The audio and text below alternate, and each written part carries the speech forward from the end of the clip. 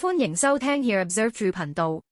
我哋為你帶嚟最新、最真嘅新聞及時事分析，深入全探討。觀塘酒店命案，35歲男房內自縊，職員入房客外遺書曝光，香港壓力谷爆實錄，觀塘又有命案啦！11月7號下晝3點幾，喺偉業街163號嗰間酒店，有職員報警話，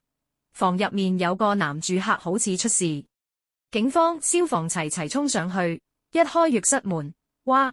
真係唔係講笑，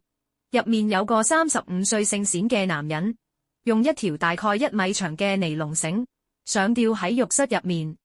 消防即刻幫佢解低，可惜人已經冇氣，現場證實死亡。警方喺房入面仲揾到一封遺書，初步定性為自殺處理。至於點解要行呢步，依家仲要等驗屍報告同調查。講真，香港呢排壓力大，租貴，人工低，心事多，日日都聽到啲走極端新聞，真係聽到人都灰晒。人生難，唔好一個人頂硬上，真係頂唔順，唔好收埋，搵人傾下，搵啲朋友吹下水都好過自己困死自己入黑洞。講返個地點，觀塘偉業街，工廈、酒店、辦公室夾雜一齊，日日都人來人往。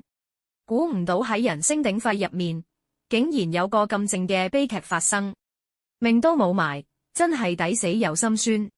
呢單 case 再一次提醒大家，生命真係無 take two，珍惜自己，唔好為咗一時嘅難關放棄成世嘅機會。